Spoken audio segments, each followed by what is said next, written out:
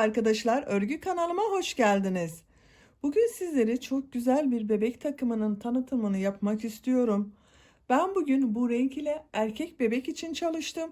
Ama siz isterseniz kız bebekleriniz için de yapabileceğiniz kolay modelli güzel bir bebek takımı. Bakın bu şekilde güzel bir bebek şapkamız var.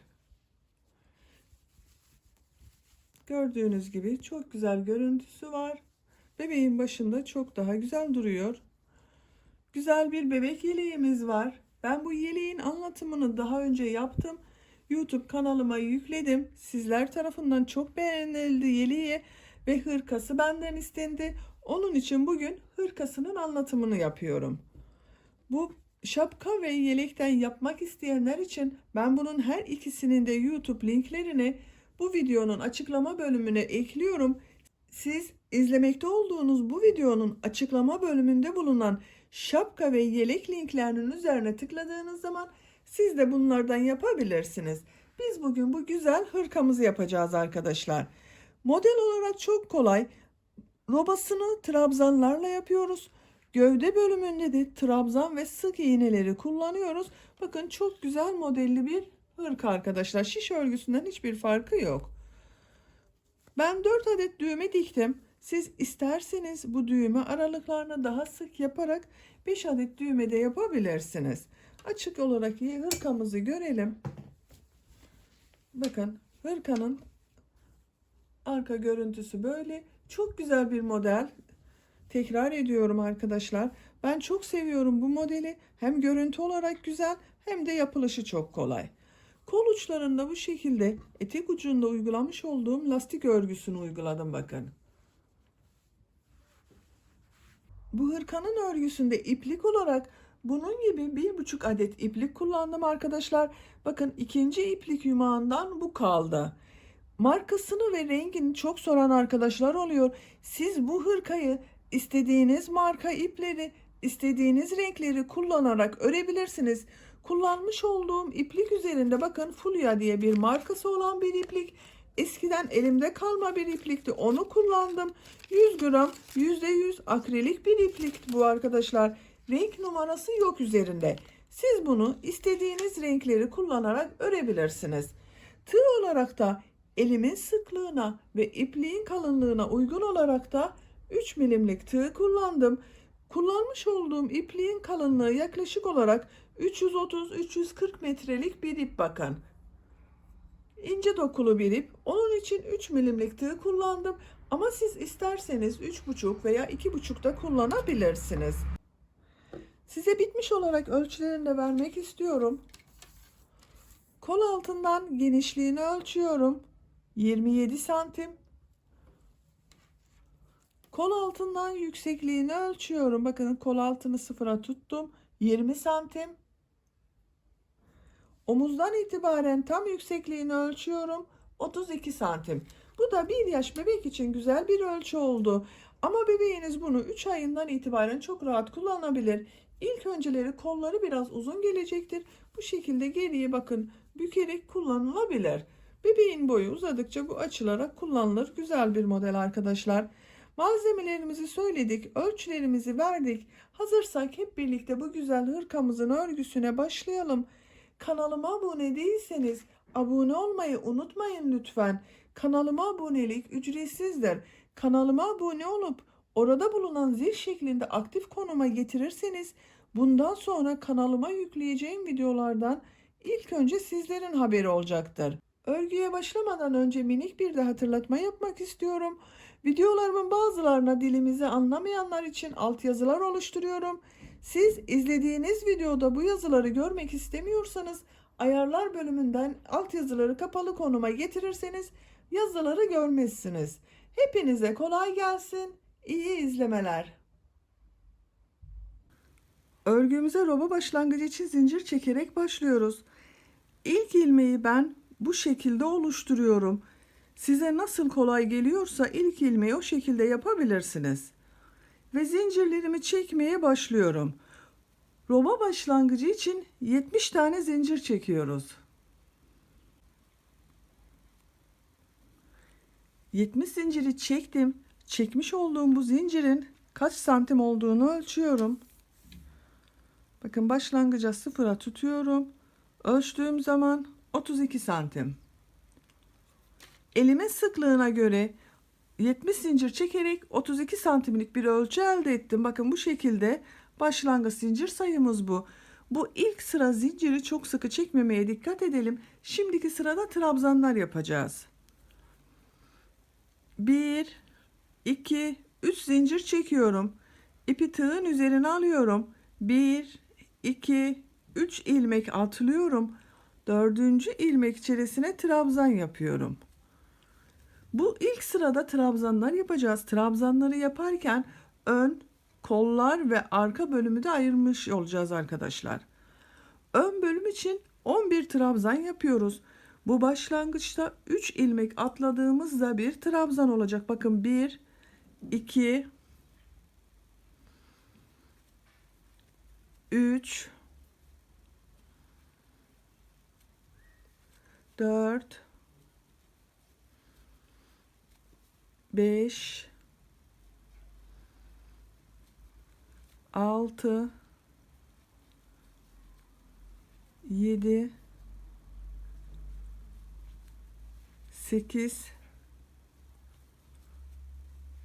9,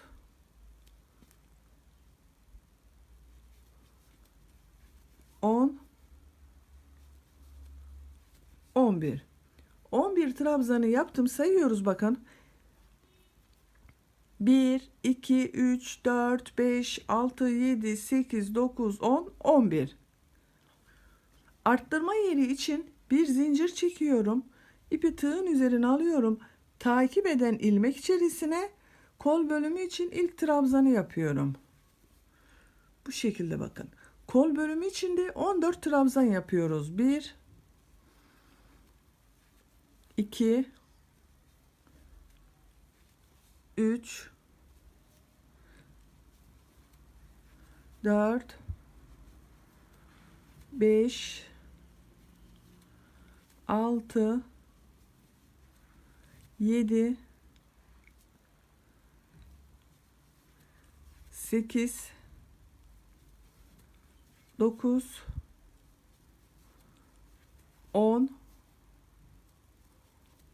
11, 12, 13, 14. Kol bölümü içinde 14 trabzanı yaptım. Sayıyorum bakın. Bir zincirden sonra 2, 4, 6, 8, 10, 12, 14. Kol ile arka bölümü ayıracak olan ayrım yeri için bir zincir çekiyorum. İpi tığın üzerine alıyorum. Takip eden ilmek içerisine arka bölüm için ilk trabzanı yapıyorum. Bakın. Kol trabzanlarından sonra bir zincir çektik. Arttırma yerini belirledik. Arka bölüm için ilk trabzanı yaptık. Arka bölüm için 20 trabzan yapıyoruz. 20 tane trabzan yapıyoruz. 2, 3, 4, 5. Burayı biraz hızlı yapıyorum arkadaşlar. 6, 7, 8,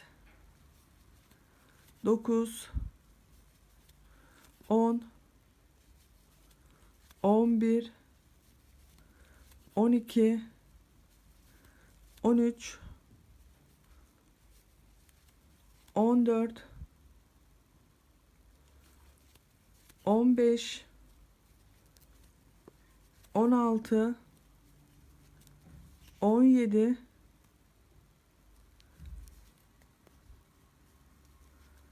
18, 19, 20. Arka bölüm için de 20 trabzanı yaptım. Bakın sayıyorum. 1, 2, 3, 4, 5, 6, 7, 8, 9, 10, 11, 12, 13, 14, 15, 16, 17, 18, 19, 20. Şimdi diğer kol ile arka bölümü ayıran ayrım yeri için bir zincir çekiyorum. İpi tığın üzerine alıyorum. Hemen takip eden ilmek üzerine kol bölümü için ilk trabzanı yapıyorum. Ve diğer kolda yapmış olduğumuz gibi bakın buraya 14 trabzan yapmıştık. Bu kol içinde 14 trabzan yapıyoruz. Bu kol bölümü içinde 14 trabzanı yaptım. Bakın 2, 4, 6, 8, 10, 12, 14. Bir zincir çekiyorum. Kol bölümü ile diğer ön bölüm ayrımı için ipi tığın üzerine alıyorum. Takip eden ilmek içerisine ön bölüm için ilk trabzanı yapıyorum. Bu ön bölümde 11 trabzan yapmıştık. Buraya da 11 trabzan yapıyoruz. 1 2 3 4 5 6 7 8 9 10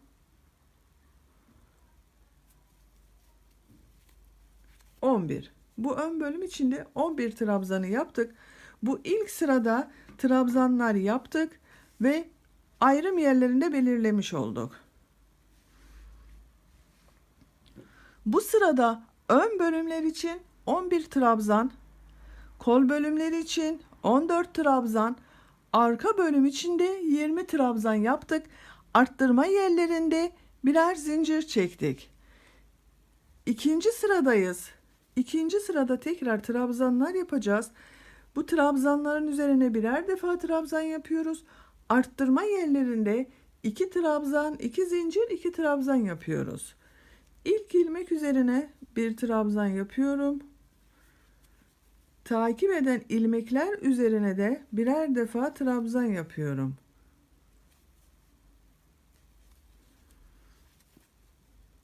Arttırma yerleri hariç diğer yerlerde her ilmeğe birer defa trabzan yapıyoruz.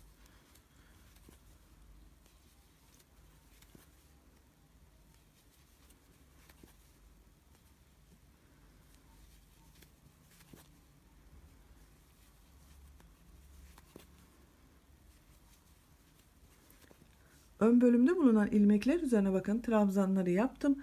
Arttırma yapacağımız yere geldim. Bu bir zincirlik boşluğa ön bölüm için 2 trabzan yapıyorum. 1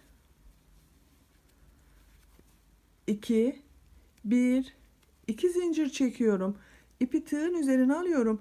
Aynı boşluk içerisine kol bölümü için 2 trabzan yapıyorum. 1 2 Arttırma yerine ön bölüm için 2 trabzan yaptık. 2 zincir çektik. Kol bölümü için 2 trabzan yaptık. Takip eden ilmekleri birer defa trabzan yapıyorum.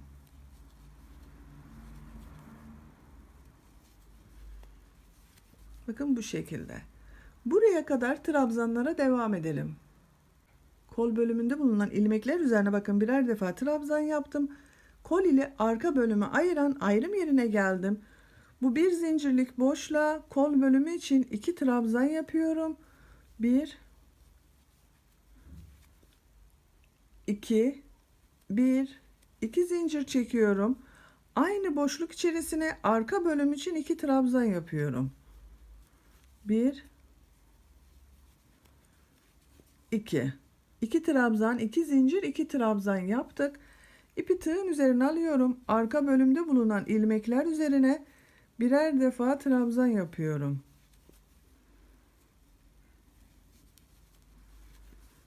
Bakın bu şekilde. Diğer arttırma yaptığımız yere kadar devam edelim. Arka bölüm ile diğer kolu ayıran arttırma yerine kadar trabzanları yaptım. Bu bir zincirlik boşluğa arka bölüm için 2 trabzan yapıyorum. 1 2 1 2 zincir çekiyorum. İpi tığın üzerine alıyorum. Kol bölümü için aynı boşluğa 2 trabzan yapıyorum.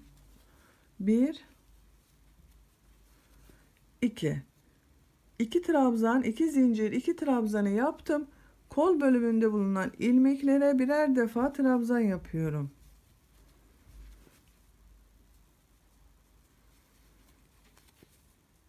Bu şekilde.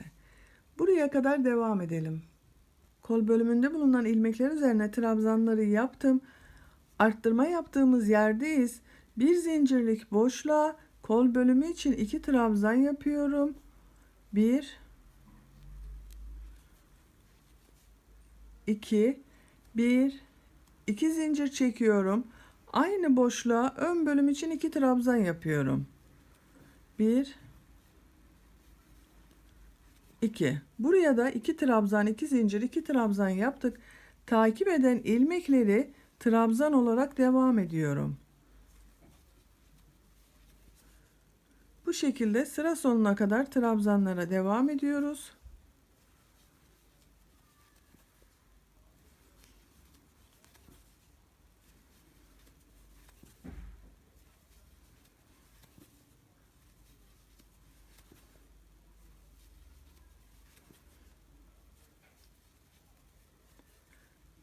Sıra sonuna geldim. Bakın ilk başlangıçta 3 ilmeği atlayarak oluşturduğumuz bir trabzan vardı. Bu son zincirin üzerine tığ takıyorum. Buradan bir trabzan oluşturuyorum. Bakın son trabzanımızı da yaptık. Böylece ikinci sırada arttırmalarımızı da yaptık. Bakın robamız şekilleniyor. Ön bölümler, kol bölümü, arka bölüm. Üçüncü sıradayız. Bir zincir çekiyorum, örgüyü çeviriyorum. Bu sırada arttırmaları bir trabzan, iki zincir, bir trabzan olarak yapacağız. İlk ilmek üzerine trabzan yapıyorum. Takip eden ilmekler üzerine de trabzan yapıyorum. Her ilmeğe birer defa trabzan yapıyorum. Arttırma yerine kadar devam edelim. Ön bölümde bulunan ilmekler üzerine trabzan yaparak bakın arttırma yaptığımız yere geldim. Bu boşluğa ön bölüm için bir trabzan yapıyorum. 1 2 zincir çekiyorum. Aynı boşluk içerisine kol bölümü için bir trabzan yapıyorum. Bir trabzan, 2 zincir, bir trabzan yaptık. Takip eden ilmekleri trabzan olarak devam ediyoruz.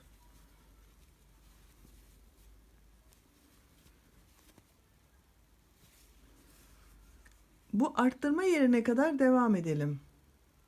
Kolda bulunan ilmekler üzerine de trabzanları yaptım. Bakın kol ile arka bölümü ayıran arttırma yerine geldim. Bu boşluğa kol bölümü için bir trabzan yapıyorum. 1 2 zincir çekiyorum. Aynı boşluk içerisine arka bölüm için bir trabzan yapıyorum. Buraya da bir trabzan, 2 zincir, bir trabzan yaptık. Takip eden ilmekleri trabzan olarak devam ediyoruz. Bakın bu sırada arttırmalarımızı bir trabzan, 2 zincir, bir trabzan yapıyoruz. Burada da aynısını yaptık. Bir trabzan, 2 zincir, bir trabzan yaptık. Burada da bakın buraya kadar devam edelim. Burada da bir trabzan, 2 zincir, bir trabzan yapalım. Kolda bulunan ilmekler üzerine de trabzanlara devam edelim. Bu arttırma yerinde de bir trabzan, 2 zincir, bir trabzan yapalım. Sıra sonuna kadar devam edelim. Üçüncü sıranın sonunda da arttırmaları tamamladım. Bu sırada arttırmalarımızı bir trabzan, 2 zincir, bir trabzan olarak yaptık. Şeklini bir daha görelim. Bakın arkadaşlar. Dördüncü sıradayız. Bir zincir çekiyorum. Örgüyü çeviriyorum. Bu ilk ilmek üzerine trabzan yapıyorum. Takip eden ilmekleri de trabzan olarak devam ediyorum.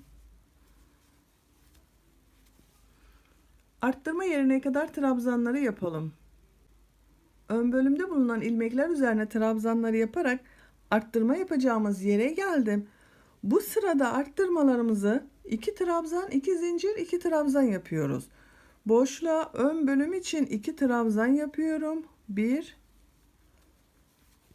2 1 2 zincir çekiyorum. Aynı boşluğa kol bölümü için 2 trabzan yapıyorum. 1 2. 2 trabzan, 2 zincir, 2 trabzan yaptık. Takip eden ilmekleri trabzan olarak devam ediyoruz.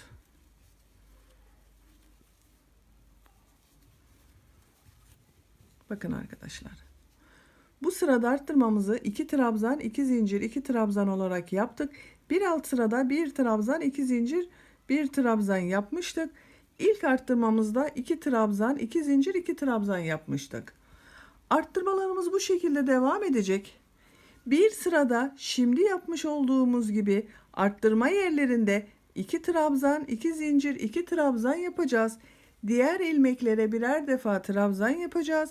Bir sonraki sırada da bu arttırma yerlerinde 1 trabzan, 2 zincir, 1 trabzan yapacağız. Daha sonraki sırada tekrar 2 trabzan, 2 zincir, 2 trabzan. Roba arttırmamız bu şekilde devam edecek arkadaşlar. Bakın katlayıp da görelim bir de. Bu şekilde oluyor robamız.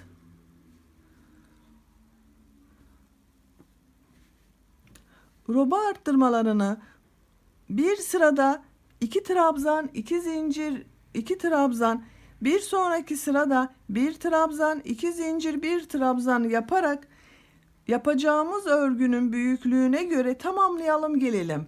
Yeni doğan bir bebek için 9 santimlik bir ölçü yeterli.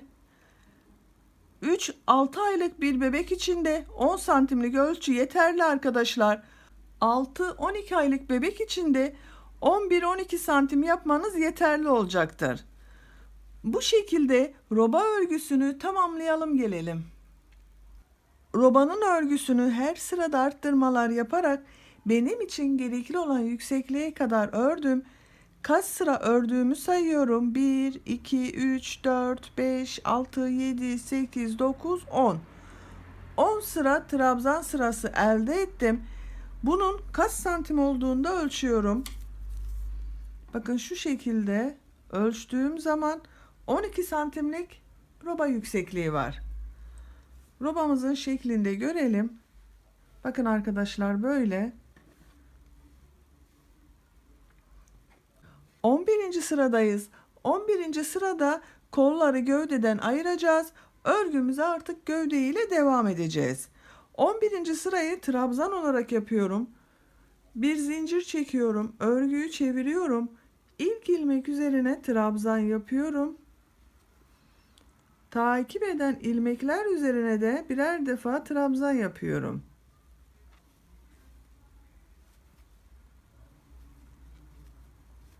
Bakın bu şekilde. Trabzanlar yaparak bu ayrım yerine kadar devam edelim. Ön bölümde bulunan ilmekler üzerine trabzanlar yaparak arttırma yaptığımız yere geldim. Bu boşluğa ön bölüm için bir trabzan yapıyorum. 1, 2, 3 zincir çekiyorum. Bu zincirleri çok sıkı çekmeyelim arkadaşlar. Bir sonraki sırada bunların üzerine trabzan yapacağız. İpi tığın üzerine alıyorum. Kolda bulunan bu ilmekleri atlıyorum. Arka bölüm ile kol bölümünü ayıran bu arttırma yerine arka bölüm için bir trabzan yapıyorum. Bakın ön ile arka bölümü zincir çekerek birleştirdik. İpi tığın üzerine alıyorum. Takip eden ilmeklere birer defa trabzan yapıyorum.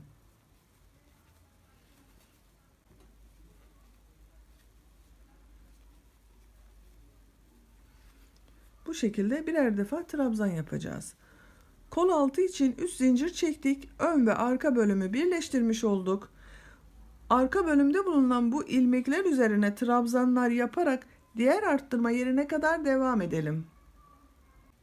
Arka bölümde bulunan ilmekler üzerine trabzanlar yaparak arka bölüm ile kol bölümünü ayıran arttırma yaptığımız yere geldim. Arttırma yaptığımız boşluğa arka bölüm için bir trabzan yapıyorum. 1, 2, 3 zincir çekiyorum. İpi tığın üzerine alıyorum. Kolda bulunan ilmekleri atlıyorum. Kol ile ön bölümü ayıran bu arttırma yerine ön bölüm için bir trabzan yapıyorum. Bakın birleştirmiş olduk. Diğer kol altında da aynısını yapmıştık. 3 zincir çekmiştik. Arka bölüme başlamıştık. Burada da 3 zincir çektik. Ön bölüme başlamış olduk. Takip eden ilmekleri birer defa trabzan yapıyorum.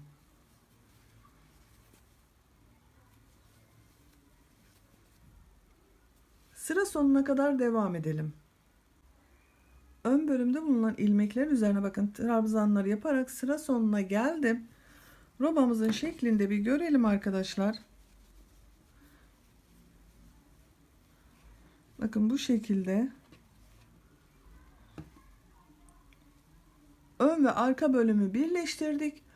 Kolları burada bırakıyoruz artık. Örgümüze gövde ile devam edeceğiz. Modelli bölüme geçeceğiz. Modelli bölümü düz taraftan yerleştirmek istiyorum.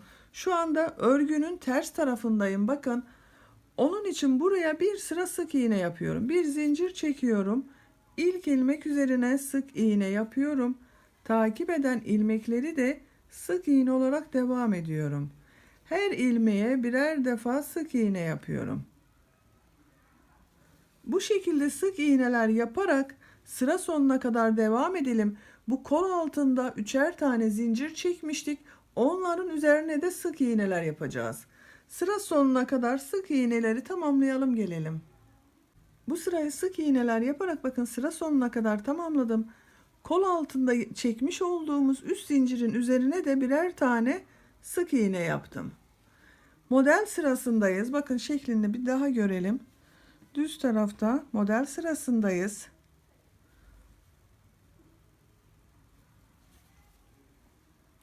Bir zincir çekiyorum, örgüyü çeviriyorum. İlk ilmek üzerine bir trabzan yapıyorum. İpi tığın üzerine alıyorum. Bir ilmek atlıyorum. İkinci ilmeğe bir trabzan yapıyorum. Bakın bu ilmeği atladık, boş bıraktık. İpi tığın üzerine alıyorum. Takip eden ilmeğe de bir trabzan yapıyorum. Yan yana iki trabzanı yaptık. İpi tığın üzerine alıyorum. Bu atlamış olduğum ilmeğe dönerek bunun üzerine bir trabzan yapıyorum. Bu trabzanı çok sıkı yapmayalım arkadaşlar. Biraz ipi gevşek bırakalım. Rahat olsun ipimiz. İpi tığın üzerine alıyorum. Bir ilmek atlıyorum. İkinci ilmeğe trabzan yapıyorum. Takip eden ilmek üzerine de bir trabzan yapıyorum.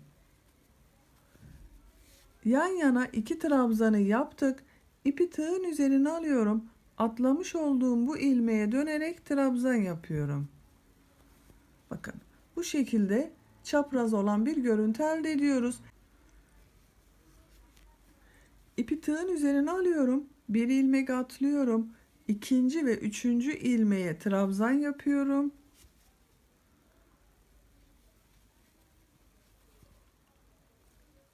Tekrar ipi tığın üzerine alıyorum. Bu atlamış olduğum bakın boş bıraktığım ilmeğe dönerek trabzan yapıyorum. İpi tığın üzerine alıyorum. Bir atlıyorum. İkinci ve üçüncü ilmeğe trabzan yapıyorum.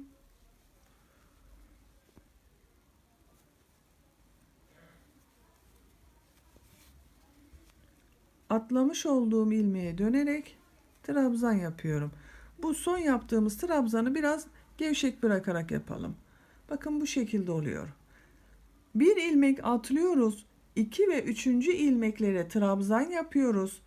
Tekrar geriye dönerek bu atlamış olduğumuz ilmek üzerine de bir trabzan yapıyoruz. Bu şekilde modeli oluşturuyoruz. Sıra sonuna kadar bu şekilde modellerimizi yerleştirerek devam edelim. Bu sırada da modelleri yaparak bakın sıra sonuna geldim. İpi tığın üzerine alıyorum. Bakın sonda bir ilmek var. Bu ilmeğe bir trabzan yapıyorum. Sıra başında da aynı şekilde başlarken bir trabzan ile başlamıştık. Bir trabzandan sonra modelleri yapmıştık. Sıra sonunda da bir trabzan oldu. Bu sıra başında ve sıra sonunda olan bir trabzanlar örgü bitesiye kadar devam edecek. Bakın ilk sıraya modellerimizi yerleştirdik.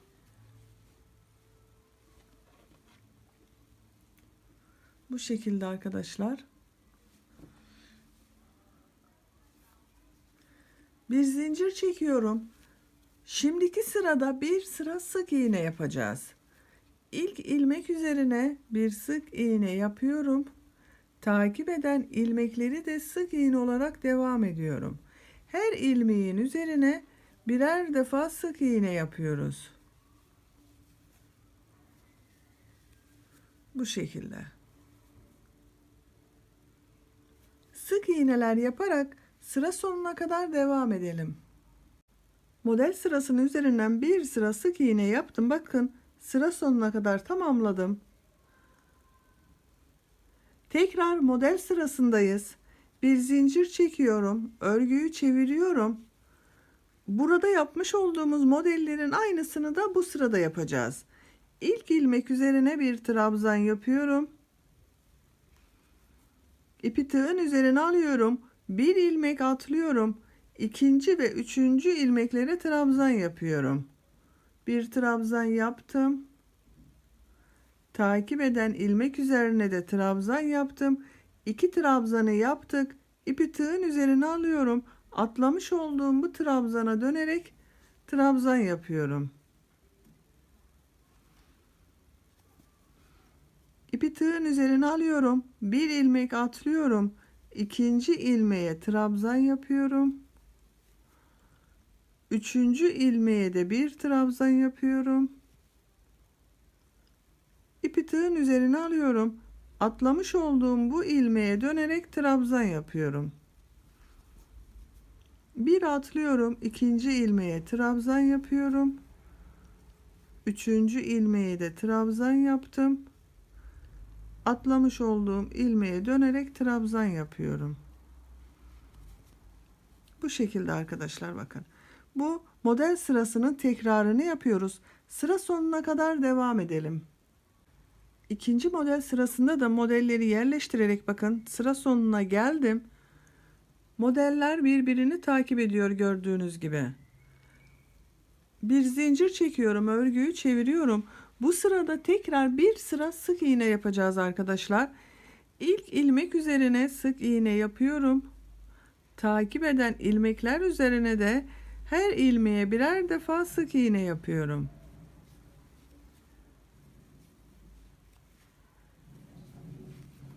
Bakın bu şekilde. Örgümüz bu şekilde devam edecek arkadaşlar. Şeklini de bir görelim. Bakın çok güzel oldu. Çok güzel oluyor. Örgümüzü bu iki sıranın tekrarıyla devam ettireceğiz. Bir sırada şu anda yapmış olduğumuz gibi sık iğne yapacağız. Sık iğnenin üzerine bir sonraki sırada modellerimizi yaparak devam edeceğiz. Bu iki sıranın tekrarıyla örgünün yüksekliğini yapacağımız bebeğin büyüklüğüne göre tamamlayalım gelelim. Gövdenin örgüsünü benim için gerekli yüksekliğe kadar ördüm. Kaç sıra model yaptığımı sayıyorum. 1, 2, 3, 4, 5, 6, 7, 8, 9, 10, 11 sıra modelde benim için gerekli yüksekliği elde ettim. Şimdi ön patlarını yapacağız. Ön patları sık iğne şeklinde yapıyoruz. Bakın en son modeli yaptım. Sık iğneyi yapmadım. Örgünün düz tarafındayım şu anda. Bir zincir çekiyorum. İlk ilmek üzerine sık iğne yapıyorum. Bakın burada trabzan var. Bu trabzana 2 sık iğne yapıyorum. 1 2. Burada bakın bir sık iğne var. Sık iğnenin olduğu yere bir sık iğne yaptım. Trabzan boşluğuna 2 sık iğne yapıyorum. Bu sıralarda sık iğne yaptıklarımıza birer tane sık iğne yapıyorum. Trabzan olan sıraya ikişer tane sık iğne yapıyorum. Bakın böyle. Sonuna kadar devam edelim. Bu yakanın başlangıcına kadar sık iğneleri yapmaya devam edelim. Ön patta sık iğneler yaparak yaka başlangıcına geldim. Bakın. Bir zincir çekiyorum, örgüyü çeviriyorum. Bu sırada düğme delikleri oluşturacağız arkadaşlar. Bu ön patta ilk ilmek üzerine bir sık iğne yapıyorum.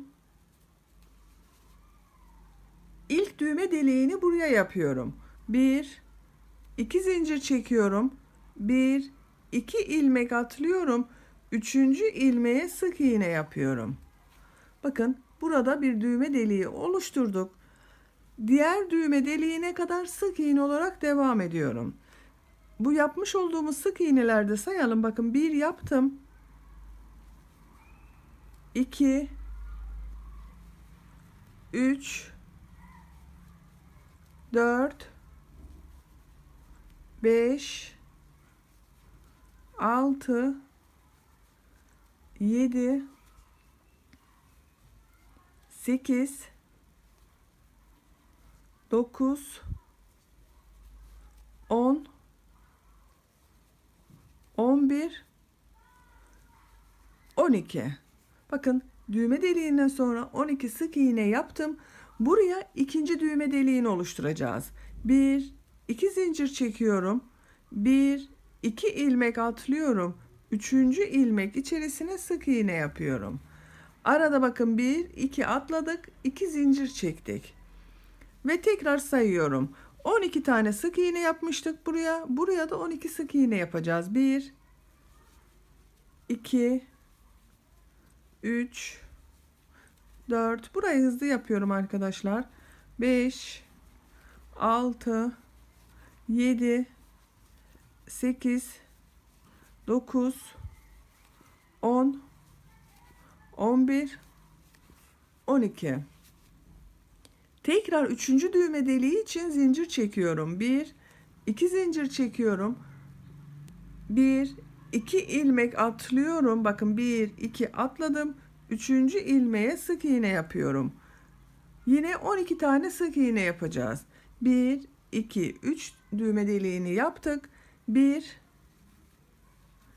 2 3 4 5 6 7 8 9 10 11 12 sık iğneyi de bu düğme deliğinden sonra yaptım. Buraya dördüncü düğme deliğini yapıyorum. 1 2 zincir çekiyorum. 1 2 ilmek atlıyorum. Üçüncü ilmeğe sık iğne yapıyorum. Takip edenleri bakın az kaldı. Sık iğne olarak devam ediyoruz.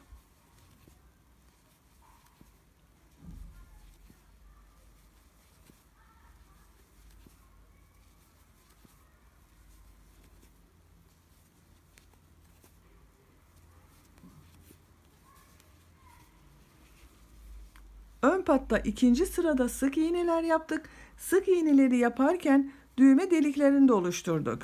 Bakın bir düğme deliğini buraya yaptım. 1 2 3 4. Tamamını düğme delikli yaptık biz. Üçüncü sıradayım. Üçüncü sırada bir zincir çekiyorum. Örgüyü çeviriyorum. İlk ilmek üzerine kısa trabzan yapıyorum. Bakın kısa trabzanı şu şekilde yapıyorum. İpi tığın üzerine alıyorum. İlmeğe tığ takıyorum. İpi alıp trabzan yapıyor gibi çektim. Bir defa da çıkarıyorum bakın.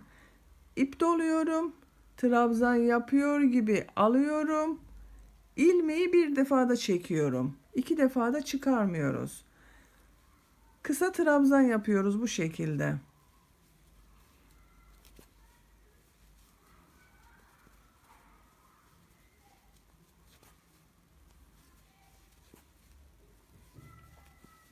Her ilmeğe birer defa kısa trabzan yapıyorum.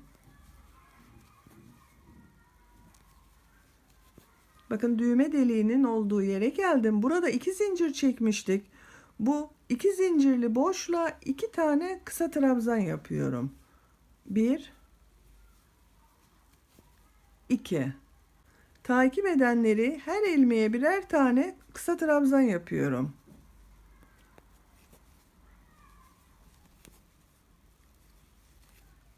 Bu şekilde bakın. Düğme deliğinin üzerine de 2 tane kısa trabzan yaptık. Bu sırada bu sık iğnelerin üzerine birer tane kısa trabzan yapalım. Bu 2 zincir yaptığımız boşluklara da İkişer tane kısa trabzan yaparak yakanın bu ucuna kadar devam edelim. Kısa trabzanlar yaparak bakın yakanın başlangıç noktasına kadar geldim. Böylece ön patın örgüsünde bitirmiş olduk. Bu ön patta 1, 2, 3, 4 tane düğme deliği yaptık bakın. Diğer ön pata da aynısını yapacağız. Ama oraya düğme deliği yapmayacağız. 2 sıra sık iğne, 1 sıra kısa trabzan yapacağız. Oraya gidebilmek için boynun çevresinde 1 sıra sık iğne yapıyoruz. Bakın hiç zincir çekmeden aynı ilmek içerisine bir sık iğne yapıyorum. Takip eden ilmeğe sık iğne yapıyorum. Gördüğüm bütün ilmeklere birer defa sık iğne yapıyorum.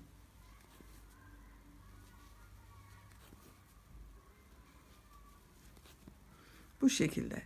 Boynun çevresinde sık iğneler yaparak devam edelim.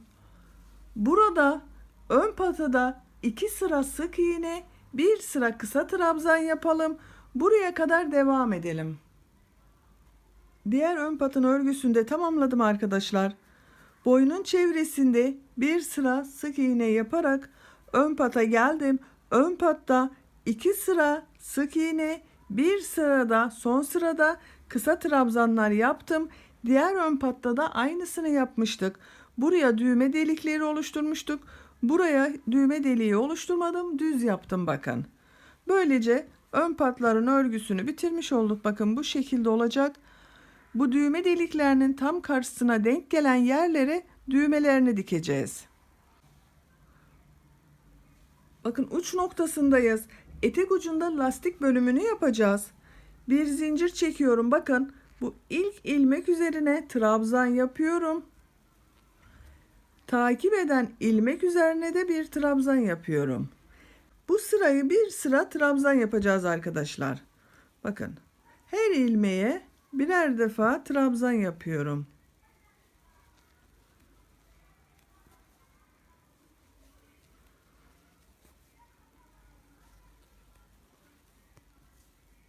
Bu şekilde. Sıra sonuna kadar bakın diğer uca kadar trabzanlar yaparak devam edelim. Bir sıra trabzan yaparak diğer uç noktasına geldim bakın. Buradan trabzanlara başladık. Bütün ilmeklere birer defa yaptım. Buraya kadar geldim. Şimdiki sırada lastik örgüsü yapacağız. Bu sırada yine trabzanlar yapacağız. Trabzanları bir düz bir ters boşluklardan alarak trabzan yapacağız.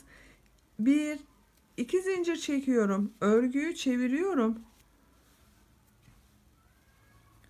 İpi tığın üzerine alıyorum. Bakın bu görmüş olduğum trabzanı tepe noktasına batarak yapmıyorum. Trabzanı boşluktan alıyorum. Buna trabzan yapıyorum. İpi tığın üzerine alıyorum. Takip eden bakın bunu ters taraftan yine aynı şekilde boşluktan alıp trabzan yapıyorum. Düzden bakın boşluğa tığ taktım. İlmek alıp çekiyorum. Buraya trabzan yapıyorum. Takip edeni ters taraftan boşluktan alıp trabzan yapıyorum. Düz taraftan boşluktan alıp trabzan yapıyorum. Ters taraftan boşluktan alıp trabzan yapıyorum.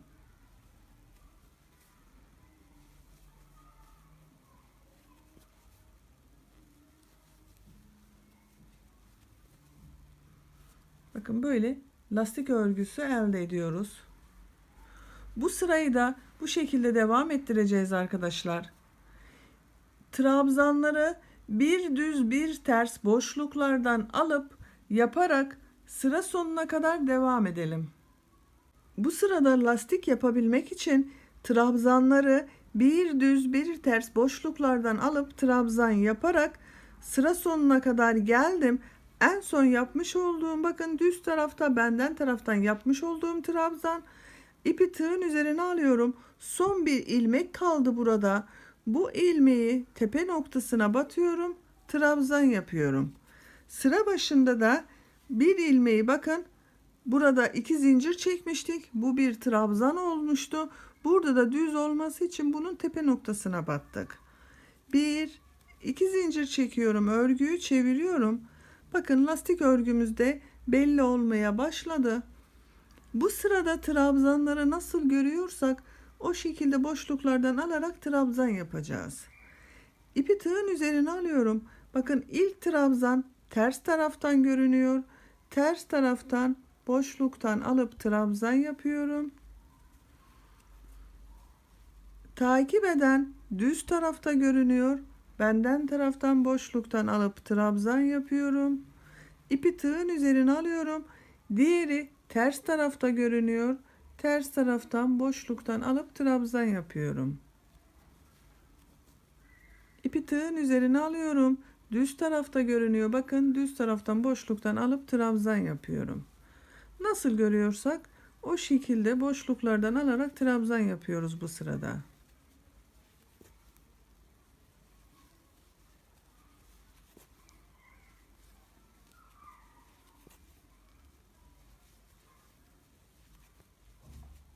Bakın arkadaşlar, bu şekilde görünüyor.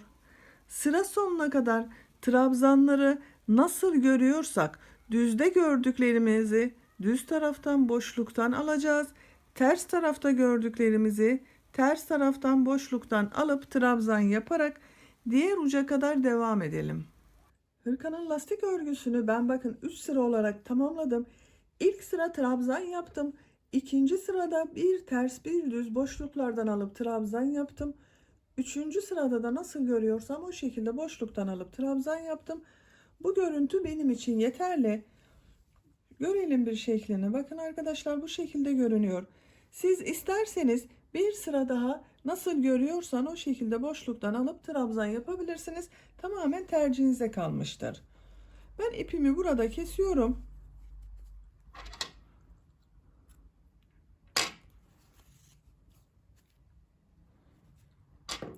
Bakın böylece gövde örgüsünü bitirmiş olduk. Kollara geldik arkadaşlar. Bakın ben kolun birisini hazırladım. Bu kolu da sizinle birlikte yapmak istiyorum.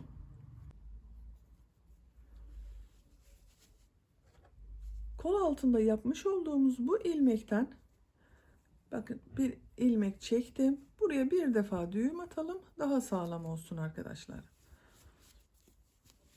Bakın aynı ilmekten bir ilmek çıkarıyorum. Bu sırada bir sıra trabzan yapacağız. Bakın bu robanın birleştirirken oluşturmuş olduğumuz trabzan sırasının devamı olarak kolda da devam edeceğiz arkadaşlar. İpi tığın üzerine alıyorum. Bakın bu şekilde alıyorum. Bu ipi de trabzanların arasında tutacağız. Bu bakın arttırma yaptığımız zincirli boşluğa bakın arka bölümde 2 trabzan yapmışım. Kol bölümünde de 2 trabzan yapıyorum. 1 2. İpi tığın üzerine alıyorum. Trabzanların üzerine trabzan olarak devam ediyorum. Bakın ipi de içeride tutuyorum gördüğünüz gibi.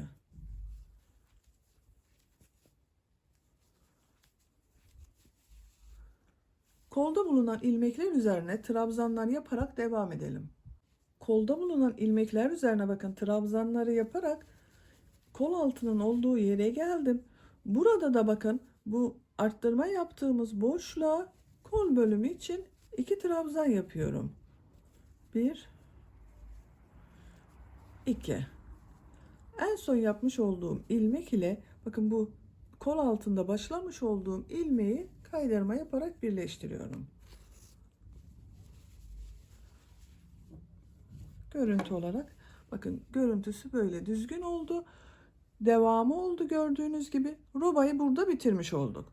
Şimdi modelleri yerleştirme sırasına geldi. Gövdede yaptığımız modeli kolda yapacağız arkadaşlar. Bakın bunun gibi.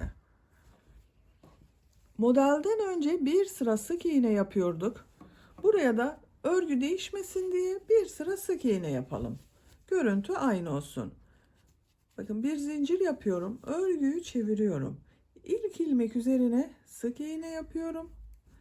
Diğer ilmeklere de sık iğne olarak devam ediyorum. Sıra sonuna kadar sık iğneler yaparak devam edelim. Trabzanlar üzerine sık iğneler yaparak kol altının olduğu yere geldim. En son ilmeğe sık iğne yaptık. Model yerleştirmede bakın bu modellerimiz gövde bölümünde yapmış olduğumuz modeller için 3 ilmek gerekiyordu. Kolda da eşit olması gerekiyor arkadaşlar. Bir sırada ilmek sayısını ayarlamamız gerekiyor. Benim toplam bir sırada şu anda 46 ilmek var. Model için 3 ilmek gerekiyor. 3'ün katları olacak. Bunun ya 45 ya 48 olması gerekiyor. Ben dar olsun istemiyorum. 45'te bir tane eksiltme yaparak 45 ile bir eksik modelde yapabilirim. Ama ben biraz rahat olsun istiyorum kolu. Onun için bu ilmek sayımı 48 yapmak istiyorum. Bakın buraya da bir sık iğne yapıyorum. 47 ilmek oldu. İlk başlangıç ilmeği ile kaydırma yaparak sırayı bakın birleştirdim. 1 2 zincir yapıyorum. Örgüyü çeviriyorum. Şimdi bakın bu 3 trabzandan oluşan çapraz görüntülü modelimizi yapacağız. İpi tığın üzerine alıyorum. Bu modelde bir atlıyorduk. İkinci, üçüncü ilmeğe trabzan yapıyorduk. Atlamış olduğumuz trabzana geri dönüş yapıyorduk. Bakın bu ilk ilmeği atlıyorum. Buraya yapmıyorum. İkinci ve üçüncü ilmeklere trabzan yapıyorum. 1 2 İpi tığın üzerine alıyorum. Bakın bu 2 zincir yaptığım ilmeğe trabzan yapıyorum geriye dönerek. Gövdede yapmış olduğum modeli yapıyorum. İpi tığın üzerine alıyorum. Bir ilmek atlıyorum. 2 ve üçüncü ilmeklere trabzan yapıyorum. 1 2 İpi tığın üzerine alıyorum. Atlamış olduğum bakın bu boş olan ilmeğe dönüyorum. Bir trabzan yapıyorum. Çok sıkı yapmayalım bu son trabzan arkadaşlar. Çarpı yaptığımız trabzanı çok sıkı yapmayalım. İpi tığın üzerine alıyorum. Bir ilmek atlıyorum. İkinci ve üçüncü ilmeğe trabzan yapıyorum. Atlamış olduğum ilmeğe dönerek trabzan yapıyorum. Uzatıyorum bakın. Trabzanı uzatıyorum. Gövdede yaptığımız modelin aynısını kolda uyguluyoruz. Sıra sonuna kadar devam edelim. Bu sırada modellerimizi yaparak bakın sıranın sonuna geldim. Sıra sonunda bakın 1 2 ilmek kaldı. Bir de burası var 3. Bir ilmeği atlıyorum. Bu ilmeğe trabzan yapıyorum.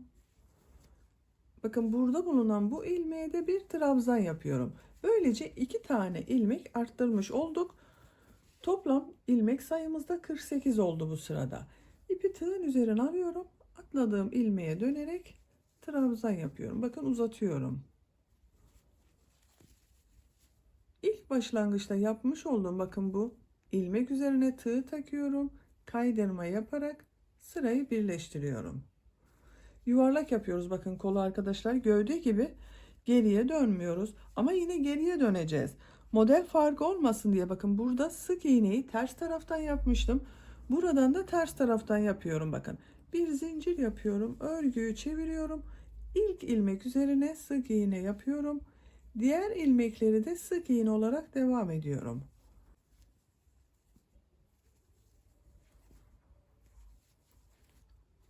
Sık iğneler yaparak devam edeceğiz. Bir sırada kolda kaç model yaptığımızda sayalım. Bakın işaret takalım. Bu ilk modelimize bakın buraya işaret takıyorum. İşaretle birlikte 2, 4, 6, 8, 10, 12, 14, 16 model oldu bir sırada arkadaşlar. 48 ilmekten 16 model elde ettik. Sıra sonuna kadar sık iğneler yaparak devam edelim. Bu sırada sık iğneler yaparak bakın başlangıç noktasına geldim. En son ilmek ile ilk ilmeği kaydırma yaparak birleştiriyorum.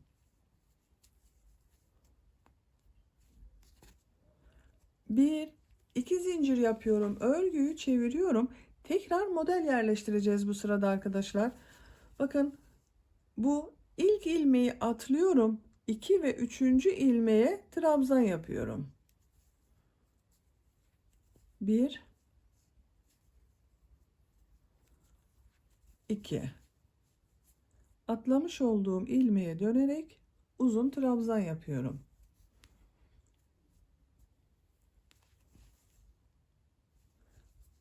Bir ilmek atlıyorum, ikinci ilmeğe trabzan yapıyorum. Üçüncü ilmeğe trabzan yapıyorum. Geriye dönüyorum, atlamış olduğum ilmeğe trabzan yapıyorum. Bakın bu sık iğneden sonra model sırasına geri dönüşlerde modelin kaymamasına dikkat edelim arkadaşlar. Burada yapmış olduğumuz bakın bu 3 trabzanın üzerine ikinci sıra modelleri yerleştiriyoruz. Denk gelmesine dikkat edelim. Bir kaydırıp veya bir önce yaparsanız modelin şekli bozulur. Modellerimizi yaparak sıra sonuna kadar devam edelim. Bu sırada da en son modeli bakın yaptım. İlk yaptığım bakın burada bulunan bu ilk ilmek var. Bununla kaydırma yaparak birleştiriyorum. Tığın üzerinde bulunan ilmekten de çektim, birleştirdim. Bir zincir yapıyorum, örgüyü çeviriyorum. Bu sıra tekrar sık iğne sırası. İlk ilmeğe sık iğne yapıyorum. Diğer ilmeklere de sık iğne yapıyorum. Artık örgümüz böyle devam edecek arkadaşlar. Kolun örgüsünü bu 16 model ile devam edeceğiz. Ben bu kolu 2, 4, 6, 8, 10, 11 model olarak yaptım. Kol ucuna bu şekilde bir bakın lastik örgüsü bileklik yaptım. Bu kolu da aynı şekilde 11 sıra model sırası olarak yapalım. Daha sonra bu bileklik bölümünü sizinle birlikte yaparız. Kolun örgüsünü tamamlayarak gelelim. Bazı arkadaşlar soruyor. Bir kolu gösterdiniz, diğer kolu göstermediniz, orada takıldık diyorlar. Bu kolu nasıl başladıysak ve ne yaptıysak diğer kolda da aynısını yapıyoruz arkadaşlar. Hiç fark eden bir şey yok. Bununla aynı şekilde kol altından ilmeğe başlıyoruz. Burada yaptığımız gibi. Farklı bir şey olsa ben size gösteririm zaten. Kolun örgüsünü tamamlayarak gelelim. Kolun örgüsünü modelli olarak ben tamamladım. Kaç sıra model yaptığımı sayıyorum. 1, 2, 3, 4, 5, 6, 7, 8, 9, 10, 11 sıra model yaptım. Gövdenin örgüsünde de 2, 4, 6, 8, 10, 11 sıra model yapmıştım bakın. Kolun örgüsünde 11 sıra yaptım. Siz kısa olsun istiyorsanız bunu 10 sırada da bırakabilirsiniz. Şimdi kol ucuna bu bileklik bölümünü yapacağız. Bu bileklik bölümünün biraz sıkıca kavramasını istiyorum. Bu sık iğne sırasındayım. Bakın modelden sonra yaptığım sık iğne sırasındayım. Bu sırada kesmeler yapacağız arkadaşlar. Sık iğne kesmesi yapacağız. Bakın bir zincir yapıyorum. Örgüyü çeviriyorum. Bu ilk ilmeğe sık iğne yapıyorum. İkinci ve üçüncü ilmeği kesmeler yaparak tek ilmek şekline dönüştüreceğiz. Bakın ilk ilmeğe tığ takıyorum. İp aldım. Çektim. Bekletiyorum.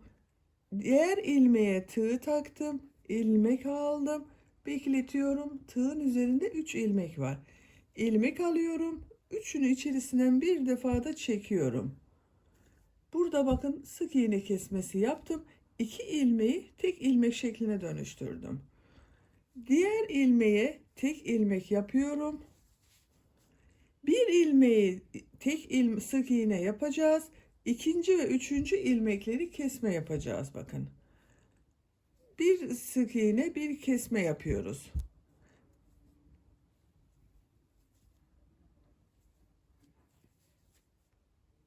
Bakın bunu tek sık iğne yapıyorum. Bu ikisini kesme yapıyorum.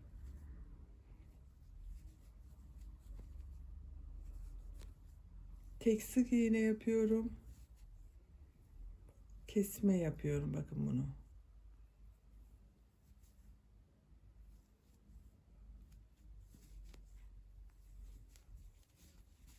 Burada bakın eksiltmeler yapıyoruz.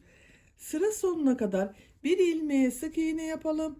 Diğer 2 ilmekte kesme işlemi yaparak devam edelim. Bu sırada bir sık iğne, bir sık iğne kesmesi, bir sık iğne, bir sık iğne kesmesi yaptım. Sıra sonuna kadar geldim. En son ilmek ile bakın bu ilk yaptığım ilmeği tığ takıyorum. kaydırma yaparak sırayı birleştiriyorum. Bakın burası biraz toparladı. Şimdi bu bileklik bölümünü yapmak için bakın bu bir ters bir düz örgüleri yapacağız. Onun için trabzan yapacağız. 1 2 zincir yapıyorum. Örgüyü çeviriyorum. Artık örgümüze düz devam edeceğiz. Bu ilk ilmek içerisine trabzan yapıyorum. Diğer ilmekleri de trabzan olarak devam ediyorum. Bu sırada bir sıra trabzan yapacağız. Bir sonraki sırada bir düz bir ters trabzanlar yapacağız. Bakın her ilmeğe birer defa trabzan yapıyorum. Sıra sonuna kadar devam edelim. Bir sıra trabzanlar yaparak sıranın sonuna geldim. Görüntü olarak bakın böyle görünüyor. En son ilmek ile ilk ilmeği birleştiriyorum. Bakın kaydırma yaparak ilmek kaydırması yapıyorum. Birleştirdim. Şimdi bir ters bir düz örgü yapacağız. Bakın bu görüntüyü elde edebilmek için trabzanları boşluktan alarak trabzan yapacağız. Aynı bu etek ucunda uyguladığımız tekniği yapıyoruz. 1 2 zincir yapıyorum. İpi tığın üzerine alıyorum. Bu ilk gördüğüm trabzanı bakın tığı boşluğa takıyorum. Boşluktan alıp trabzan yapıyorum. Diğer trabzanı ters taraftan boşluktan alıp trabzan yapıyorum. Düz taraftan boşluktan alıp trabzan yapıyorum. Ters taraftan boşluktan alıp trabzan yapıyorum.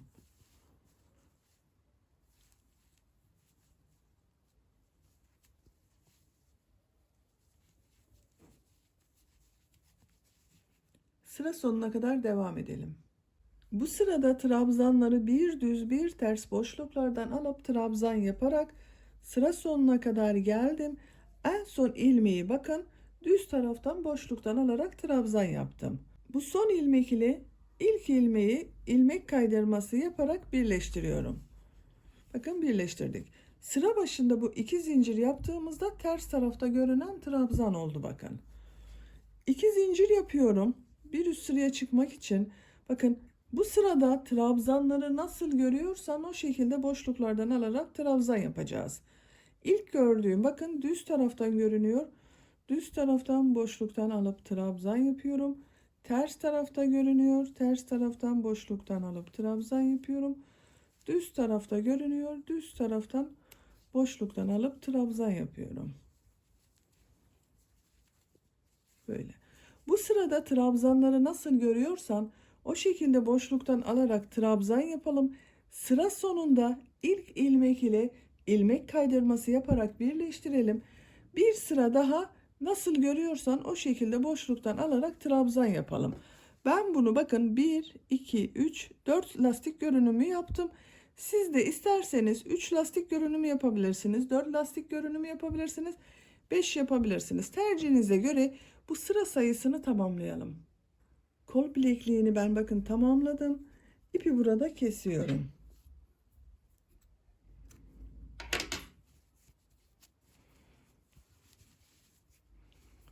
Bileklik bölümünde bakın 1, 2, 3, 4 sıra lastik görünümü yaptım. Ben bunu yeterli görüyorum arkadaşlar. Böylece hırkamızın örgüsünde bitirmiş olduk. Bakın ben ön patlara 4 adet düğmesinde diktim. Burada yapmış olduğum bu düğme deliklerinin tam karşısına gelen yere karşı tarafa düğmelerini diktim. Bunları bu şekilde takıyoruz.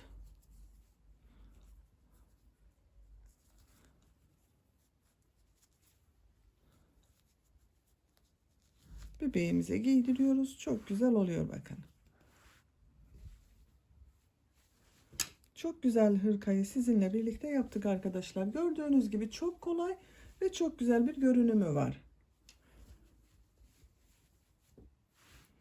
Bitmiş olarak size ölçülerini vermek istiyorum. Kol altından genişliğini ölçüyorum. Bakın 27 santim.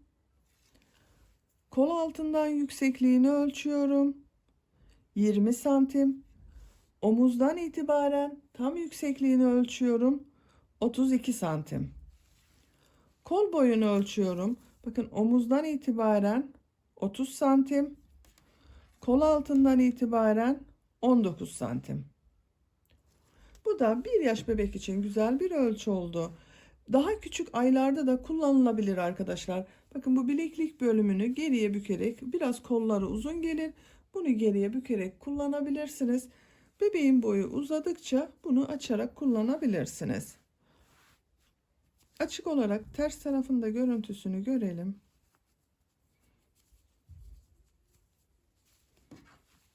Bakın arka görüntüsü böyle.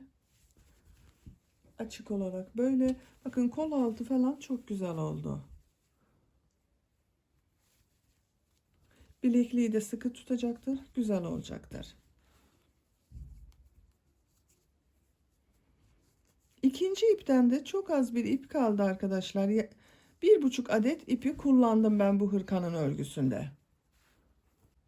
Bakın ikinci ipten de bu kaldı. Böylece bir örgü anlatımımızın da sonuna gelmiş olduk. Beni dinlediğiniz ve izlediğiniz için hepinize çok teşekkür ederim. Kanalıma abone değilseniz abone olmayı unutmayın lütfen. Kanalıma abonelik ücretsizdir. Kanalıma abone olup orada bulunan zil şeklinde aktif konuma getirirseniz bundan sonra kanalıma yükleyeceğim videolardan ilk önce sizlerin haberi olacaktır. Sizlerle yeni örgülerde görüşmek dileğiyle. Hoşça kalın, sevgiyle kalın.